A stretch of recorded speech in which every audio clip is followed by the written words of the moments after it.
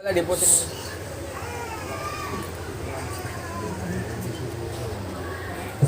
علیکم ورحمۃ اللہ وبرکاتہ۔ وعلیکم السلام ورحمۃ اللہ وبرکاتہ۔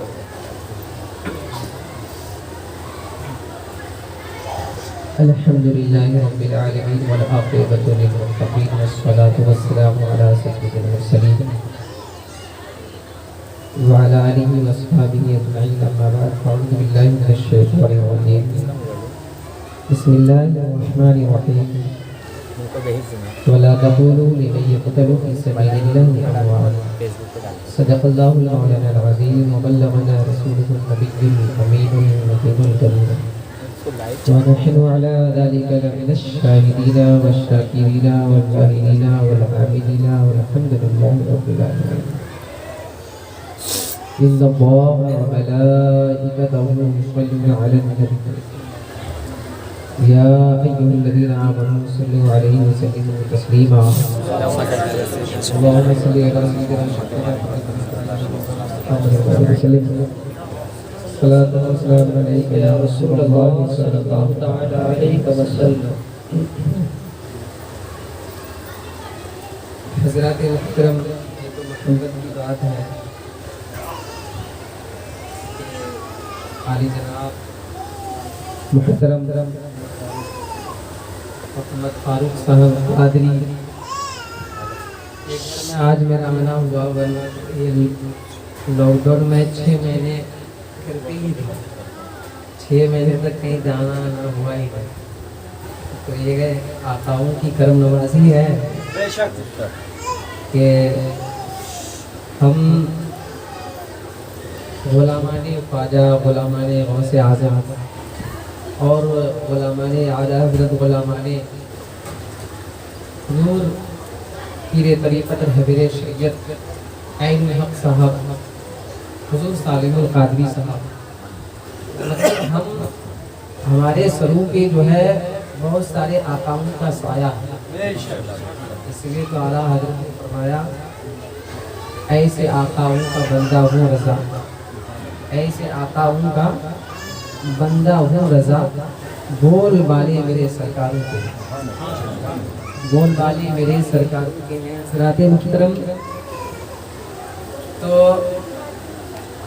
وقت تو بہت ہو چکا ہے، ماشاءاللہ مجھ سے پیشتر بڑی اچھی فصیح و بلیغ تقریر آپ نے سماعت فرمائی۔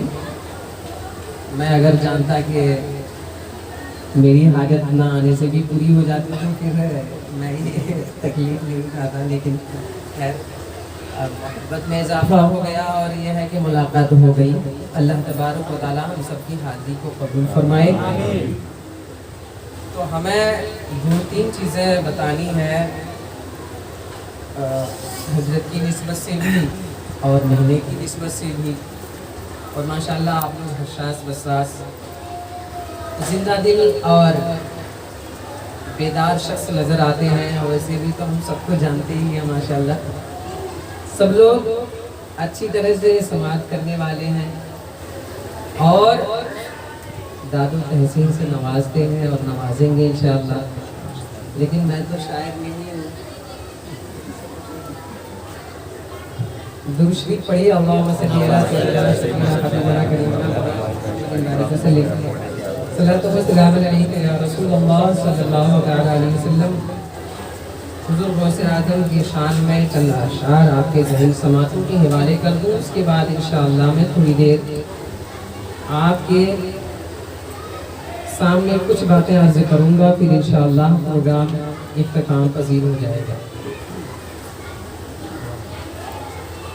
کھلا میرے دل کی کلی غوث اعظم، کھلا میرے دل کی کلی غوث اعظم، کھلا میرے دل کی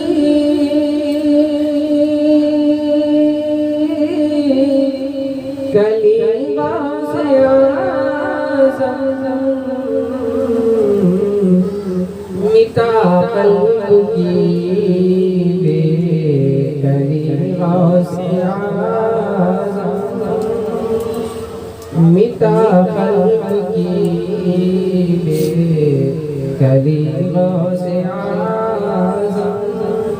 حضرات سرکار غوث اعظم کی شان میں کیا بیان کر سکتا ہوں؟ بس یہ کہہ دوں کہ حضرت حضور غوث اعظم کی وہ شان ہے کہ کتنی بڑی مصیبت رہنے دیجیے، بلاؤں کو آنے دیجیے، لیکن اگر کوئی سچے دل سے سرکار غوث اعظم کا چاہنے والا یا غوث المدد کہتا ہے، فوراً پریشانیاں دور ہو جاتی ہیں۔ بے شک، سبحان اللہ، بے شک بے شک۔ کھلا میرے دل کی کلی غوث اعظم، مٹا قلب کی بے کلی غوث اعظم، جو ڈوبی بھی کشتی وہ دم میں نکالی، جو ڈوبی بھی کشتی وہ دم میں نکالی، جو ڈوبی بھی کشتی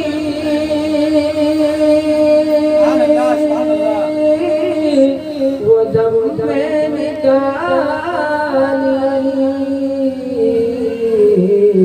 تیرے گھر سے دنیا پلی غوث اعظم، تیرے گھر سے دنیا پلی غوث اعظم، قدم گردنے اولیاء پر ہے تیرا، قدم گردنے اولیاء پر ہے تیرا، قدم گردنے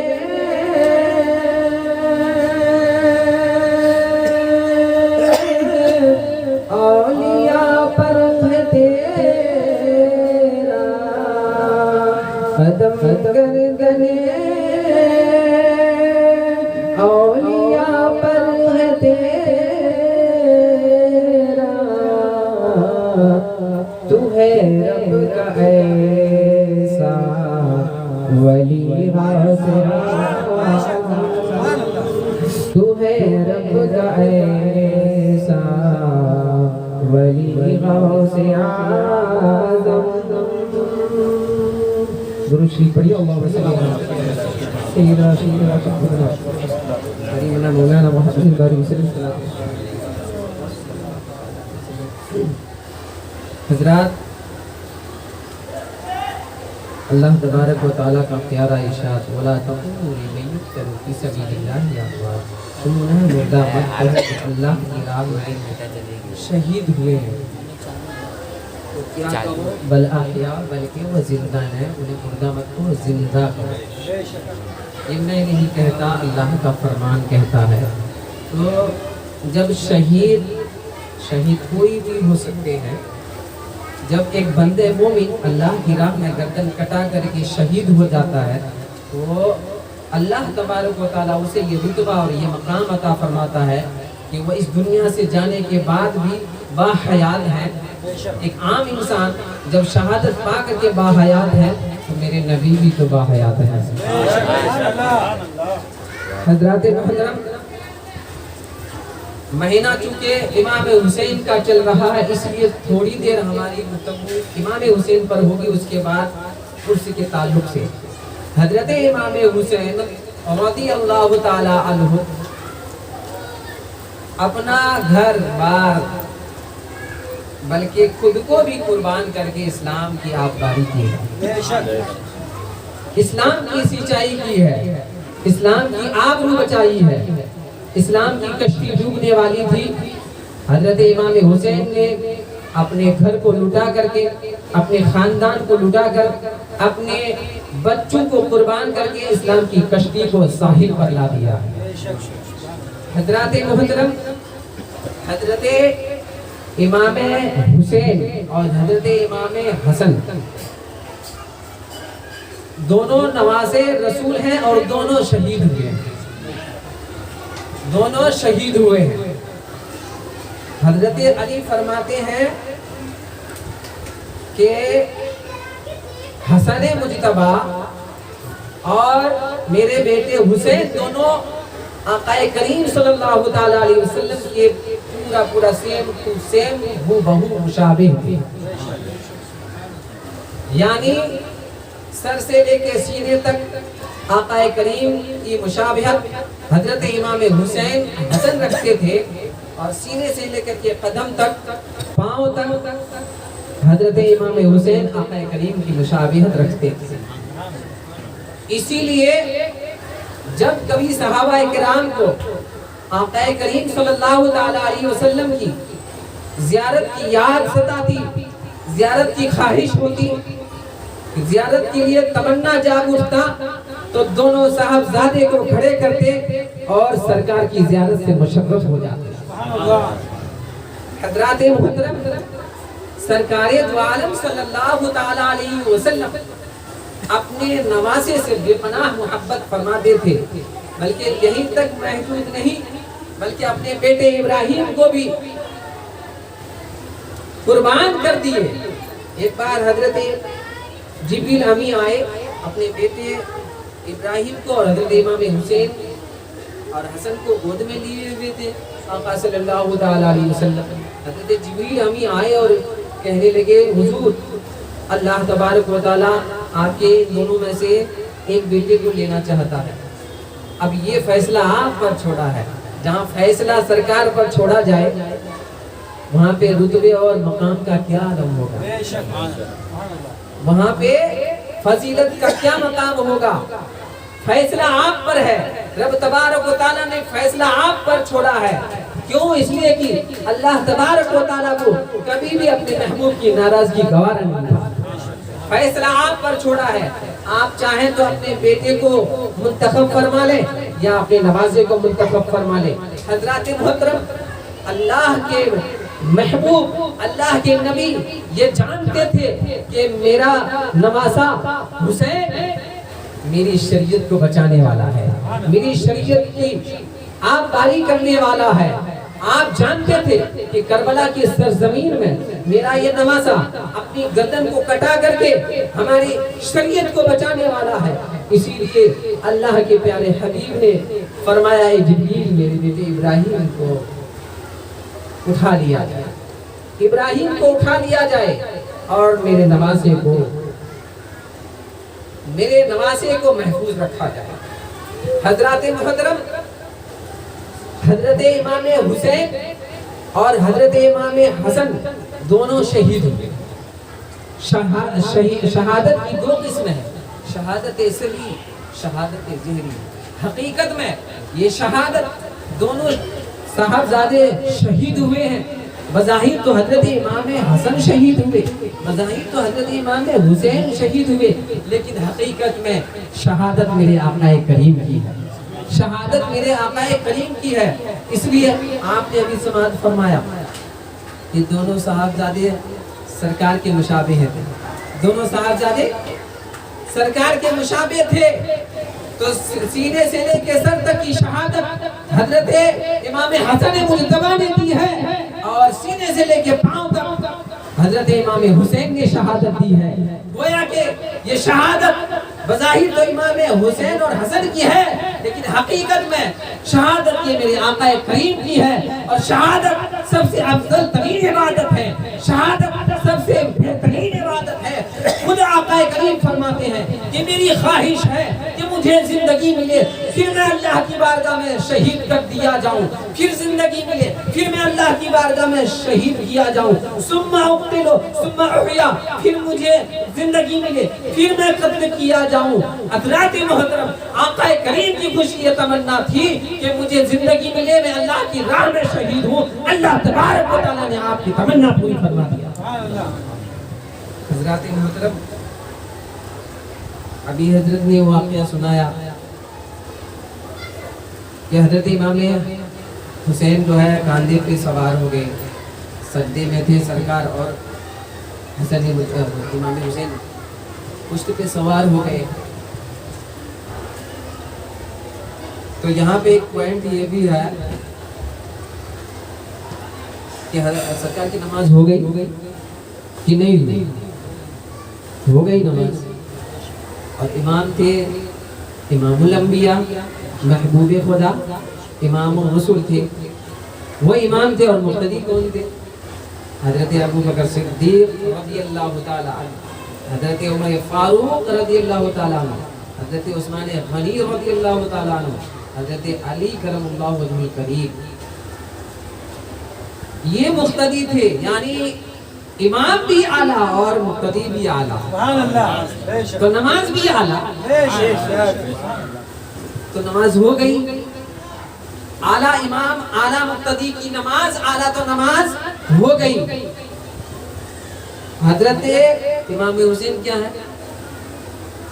امتی ہے اور سرکار نبی ہے, سرکار امام ہے اور سرکار کے پشت پہ امام حسین سوار ہوئے ہیں. تو نبی کے دل میں خیال امتی کا آیا ہے, نبی کے دل میں خیال امتی کا آیا ہے. تو امتی کے خیال سے جب نبی کی نماز ہو سکتی ہے, نبی کی نماز امتی کے خیال سے جب ہو سکتی ہے, تو امتی کی نماز بھی نبی کے خیال سے بدل سے اولا ہو جائے.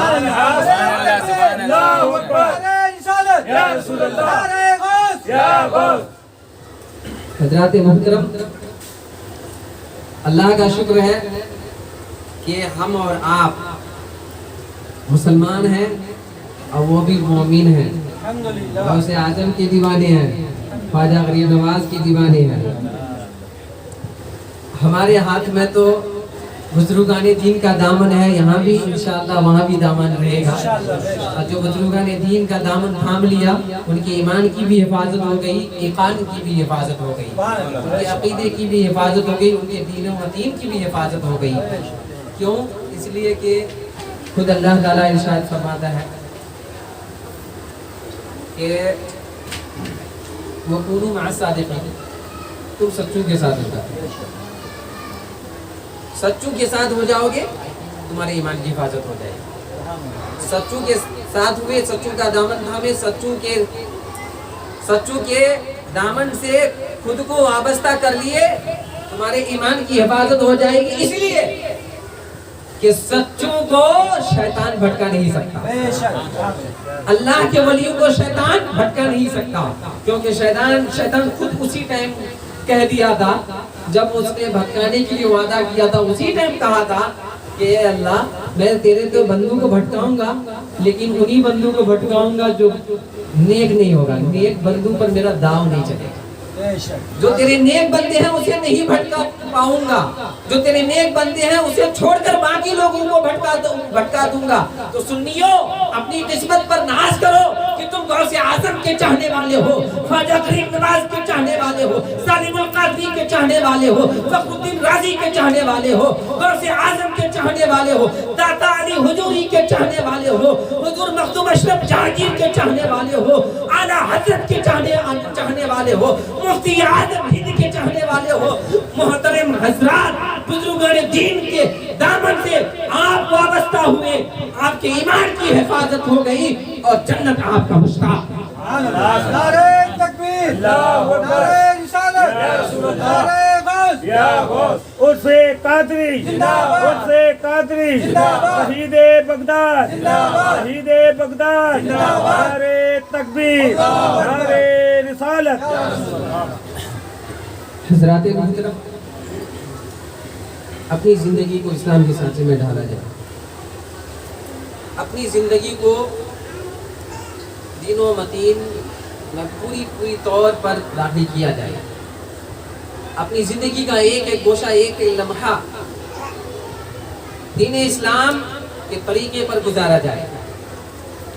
حضرات محترم, ہمارا اعمال اس ٹائم صحیح نہیں ہے, ہمارے اعمال اس ٹائم بگڑ چکے ہیں, جس کی وجہ سے ہمیں برا وقت دیکھنا پڑ رہا.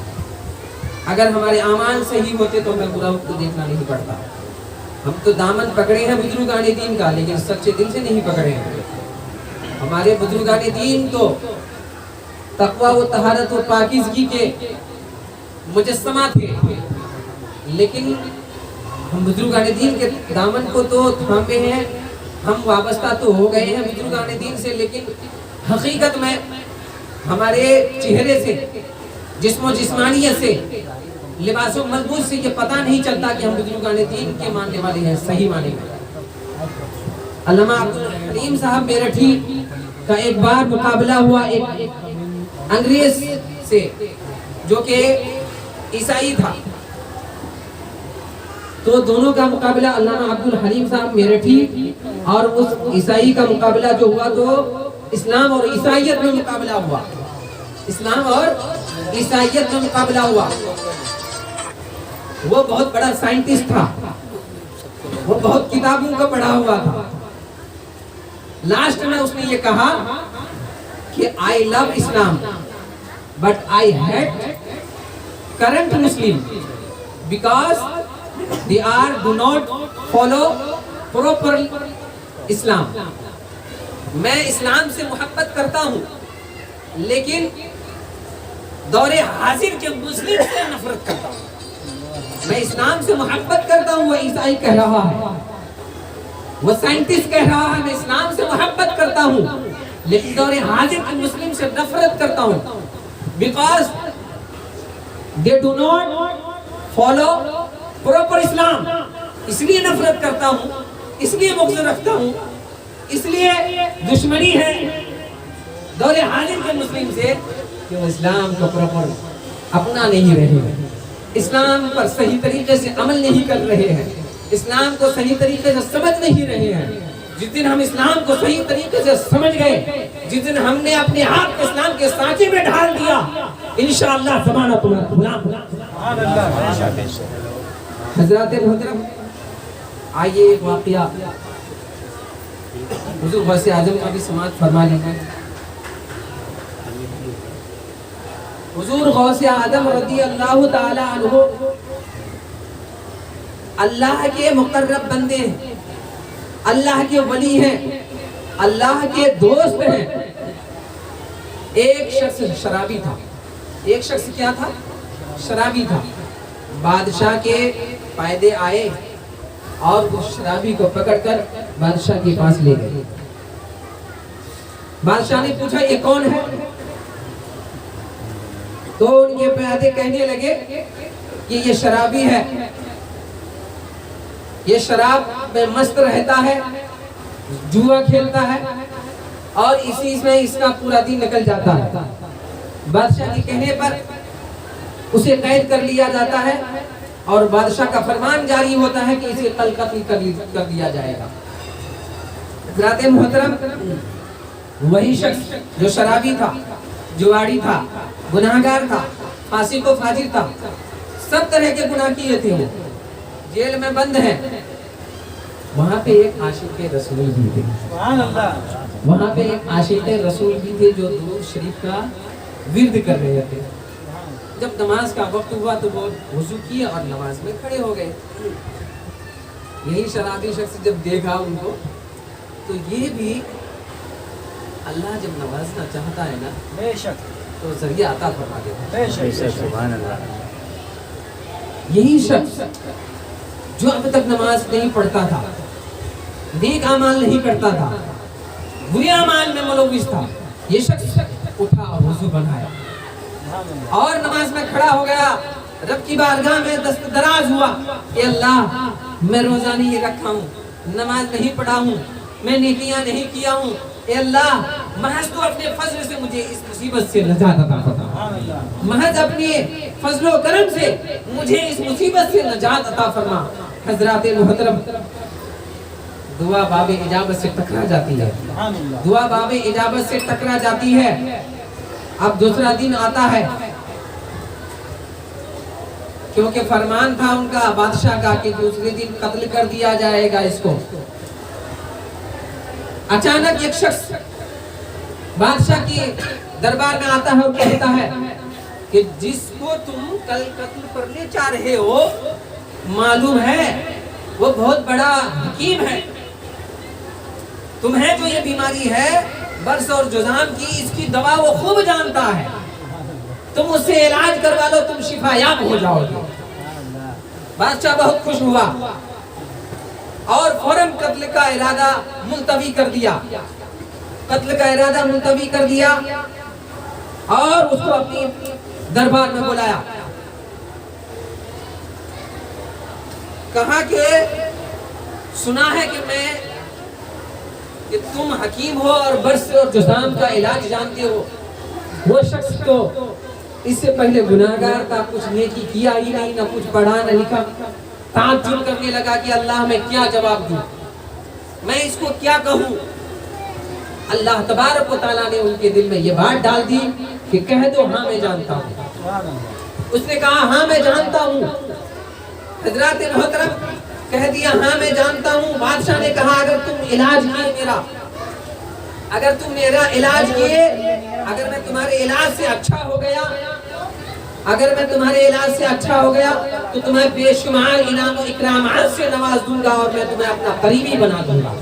حضرات محترم اچانک اللہ تبارک و تعالیٰ کا حکم ہوتا ہے. میں نے کہا تھا غوث اعظم کو جس حال میں جو بھی صدق دل سے پکارے میرے غوث اعظم مدد کے لیے چلے آتے ہیں. میرے غوث اعظم کی مدد فوراً ہو جایا کرتی ہے. حضرات محترم اللہ تبارک و تعالیٰ نے غوث اعظم کو حکم دیا. حضور غوث اعظم وہ شخص کو بتائے کہ اس کا علاج اس طرح سے کرو. وہ شخص اسی طرح سے اس بادشاہ کا علاج کیا. وہ شخص بالکل صحتیاب ہو گیا، بالکل تندرست ہو گیا. اور کیوں نہ ہو، فارمولہ کسی اور حکیم کا نہیں ہے، فارمولہ کسی ڈاکٹر کا نہیں ہے. فارمولہ اگر ہے تو غوث اعظم دستگیر. حضرات محترم آپ کی بھی زندگی بدل سکتی ہے، آپ کی بھی آخرت سنور سکتی ہے، لیکن آپ چاہیں گے تب، آپ کا ارادہ ہوگا تب، آپ کی خواہش ہوگی تب، آپ کے دل میں اللہ کا خوف ہوگا تب. حضرات محترم اللہ کا خوف دل میں بسائیے. سرکار فرماتے ہیں نم کنو متل عروس، سو جا ایسے جیسے دولہا دلہن سوتا ہے.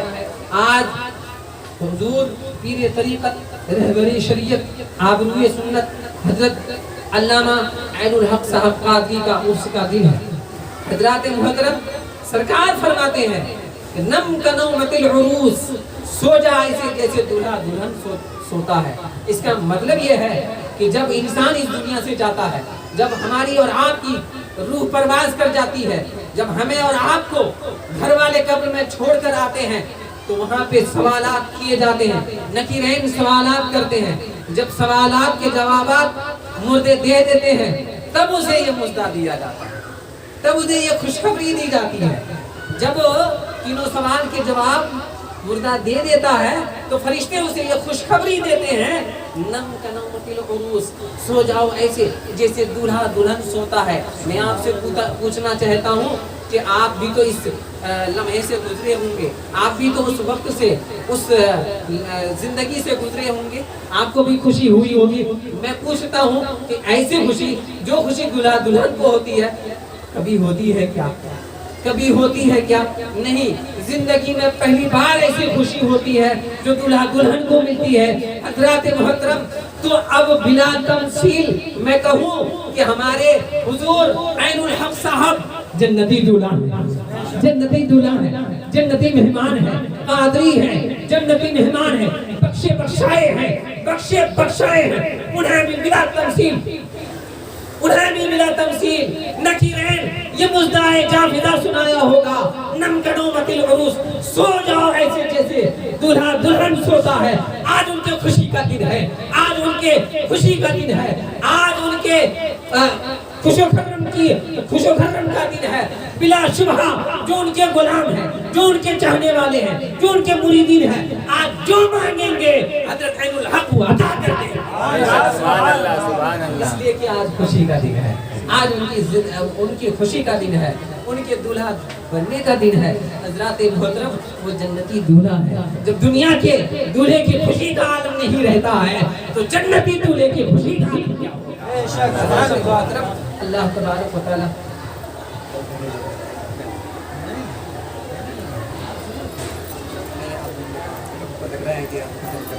ٹھیک ہے. میں تھوڑی دیر اور گفتگو کر لوں، اس کے بعد انشاءاللہ اپنی گفتگو کو سمیٹنے کی کوشش کروں گا، اس لیے کہ لاک ڈاؤن ہے ہی ابھی اور دراز سے لوگ آئے ہوئے ہیں، سب کو جانا بھی ہے.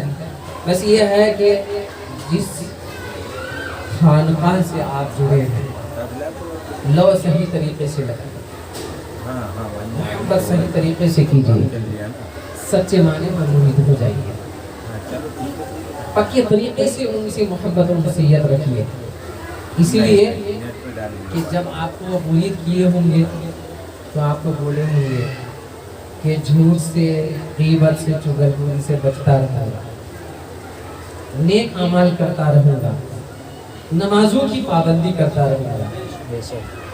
जब मुरीद अपने पीर के बताए हुए बातों पर अमल करता है तभी मुरीद रहता। उनकी बताई हुई बातों पे अमल नहीं करता, मुरीद नहीं रहता। और पीरी मुरीदी का मकाम मैं आपको क्या बताऊं, पीरी मुरीदी का मकाम वो मकाम है कि आपको वो वाकया मालूम है ना, हजरत नजमुद्दीन कुबरा का